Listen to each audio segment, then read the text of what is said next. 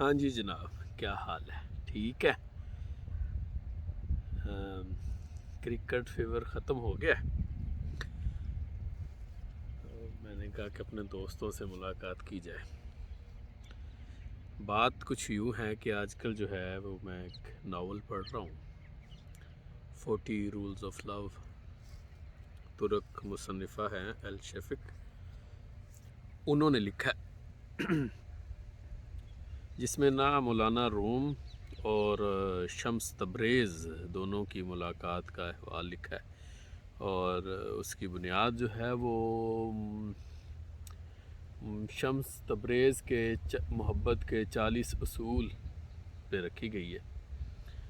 तो मेरा इरादा है कि वो आपकी खिदमत में मोहब्बत के 40 असूल पेश किए जाएं।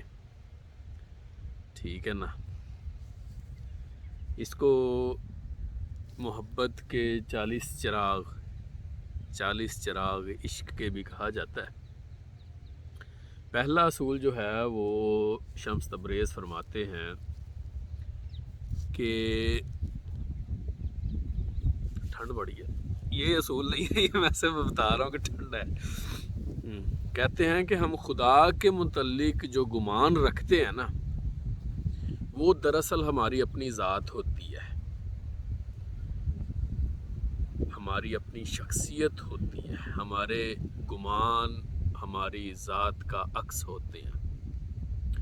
अगर खुदा का ज़िक्र हो और उस ज़िक्र के साथ खुदा के तसव्वुर के ज़िक्र के साथ आपके ज़हन में खुदा ताला का जो खाका बंदा आ जाए, वो खौफ वाला हो, खुदा से आपको खौफ आए और घुटन सी हो,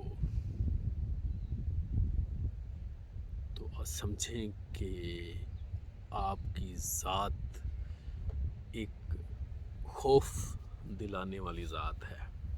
अगर खुदा ताला के ज़िक्र से आपको उसका जबर, उसका कहर नज़र आए, गुस्सा नज़र आए, आपके अंदर उतरे, उसकी एक क्या कह लें कि पहलू सा उतरे, तो समझ जाएं कि आपकी अपनी ज़ात भी वैसी है। आपकी ज़ात में गुस्सा है, जबर है, कहर है। और अगर अल्लाह ताला के तसव्वुर से आपके अंदर अल्लाह ताला का जो खाका बने वो मोहब्बत वाला, रहम वाला, शफ़क़त वाला हो, तो समझ जाएं कि आपकी ज़ात में मोहब्बत का पहलू गालिब है।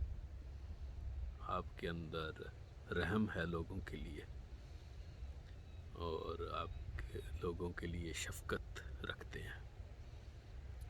ये मोहब्बत का पहला असूल है, इश्क का पहला चिराग है।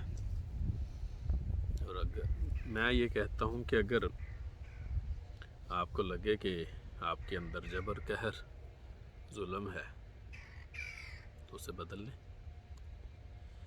कायनात की इब्तिदा से लेकर अबद आबाद तक जो पहली सच्चाई है वो मोहब्बत है।